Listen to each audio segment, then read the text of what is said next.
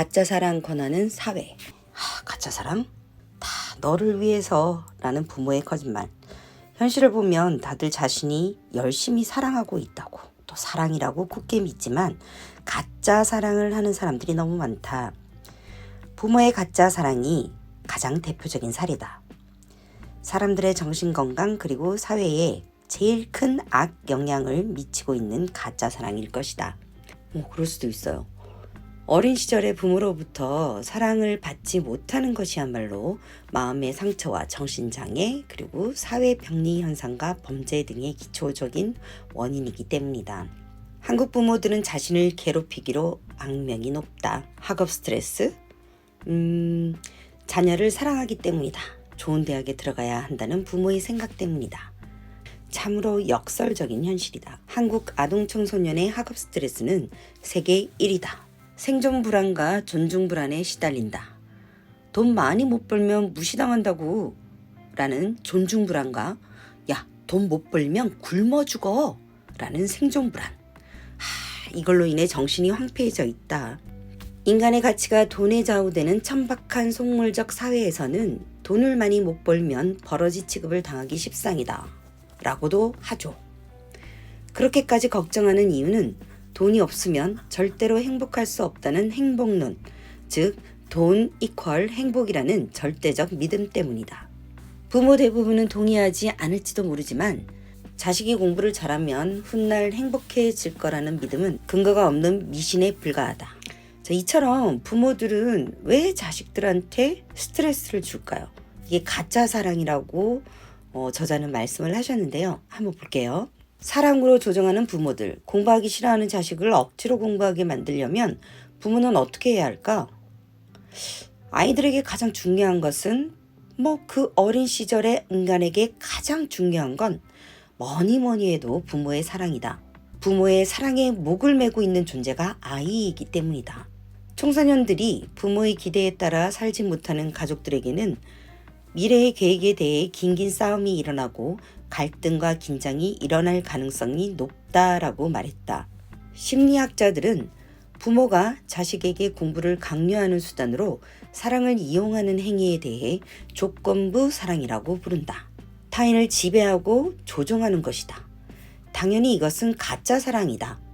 조건부 사랑을 받는 사람은 상대가 자신을 사랑하지 않는다는 사실을 충분히 안다. 에리 프롬은 조건부 사랑의 문제점을 다음과 같이 지적했다. 인간은 무조건적인 사랑은 어린애뿐만 아니라 모든 인간의 가장 절실한 갈망의 하나이다. 하지만 어떤 장점 때문에 내지는 사랑받을 만해서 사랑을 받는 경우 언제나 의심을 남긴다. 자식이 공부를 안 하고 즐겁게 노는 모습을 보면 부모의 마음은 불편해지고 때로는 화가 나기도, 자식에게 공부를 강요하면 죄책감이나 미안함 같은 부정적인 감정이 생기기 마련인데 사람이라면 당연히 그런 부정적인 감정을 회피하고 싶겠지.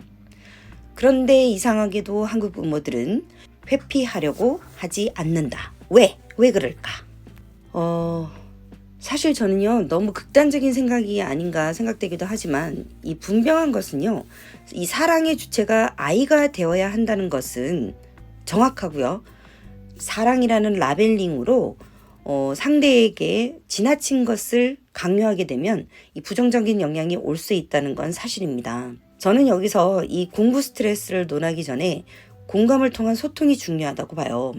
이 자식의 미래를 걱정하는 것 바탕에는 사실 부모의 지원력이 이 아이의 미래까지는 꾸준히 영위될 수 없다는 것을 염려하고 또 고민하기 때문에 아이에게 스트레스를 줄 수도 있다는 거죠. 그래서 공감을 통해서 왜 목적을 가져야 되는지, 왜 공부를 해야 되는지 의논된 상태에서 진행하는 것은 괜찮다고 봅니다. 만약 부모가 돈이 엄청 많고 3대를 먹여 살릴 만큼 경제적인 여유가 있다면 그렇게까지 불편함을 겪으면서 서로 살 필요가 있을까요?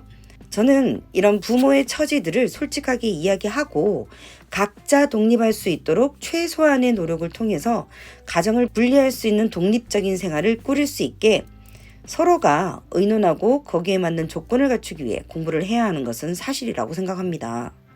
이 공부라는 게 대학을 위한 첫 번째 조건이기도 하지만요. 자신이 바라는 목표를 달성하기 위한 단계를 하나씩 밟는 것을 배울 수 있는 가장 기본적인 개념이 바로 공부이기 때문입니다. 이 세상에서 그 누가 6년이라는 기초과정과 또 3년이라는 응용공부의 과정, 그리고 3년이라는 전문과정을 누가 언제 가질 수 있단 말입니까? 이런 충분한 시간이 주어질 때가 바로 이 10대이기 때문입니다. 단, 이 공부를 강요해서 싫어하게 하기보다는 부담을 주지 않고 공부를 밥 먹듯이 따라가 보게라도 하는 것은 진짜 부모로서 해야 되는 일이라고 생각합니다. 물론 이 효능이, 공부의 효능이 100%까지 나오지 않더라도 이 지나고 난 다음에는 그 능력을 되씹으면서 많은 노력군을 접해본 20대의 경험으로 다시 재사용할 수 있는 학습 경험이 분명하기 때문입니다. 그런데 저는 사실 이렇게 극단적으로 한국 부모는 어떠하다 이렇게 이야기하기보다는 그동안 우리나라가 복지국가로서의 기능을 충분히 하지 못했기 때문에 이런 부모들의 고통이 가중화되었다고 생각을 합니다. 열심히 일해도, 자식을 열심히 키워도 미래가 불안하고 자식을 평생 책임질 수 있는 경제력이 희미하기 때문에 이 자식에게 미처 말하지 못한 공부해서 너 성공해서 네가 먹고 살 만큼만 되어라, 이 말이 스트레스로 작용한 거라고 저는 생각을 해요. 그래서 서로 공감을 통해서 먹고 살기 위한 경험을 하게끔 결과보다는 열심히 노력하는 자세를 가르치고, 두 번째, 그런 주변의 친구들을 보면서 이렇게 했던 친구들은 이렇게 되었고 저렇게 했던 친구들은 저렇게 되었고, 이 경험을 통해서 어떤 자세로 새로 시작해야 되는지를 배우는 것도 굉장히 중요하다고 생각합니다.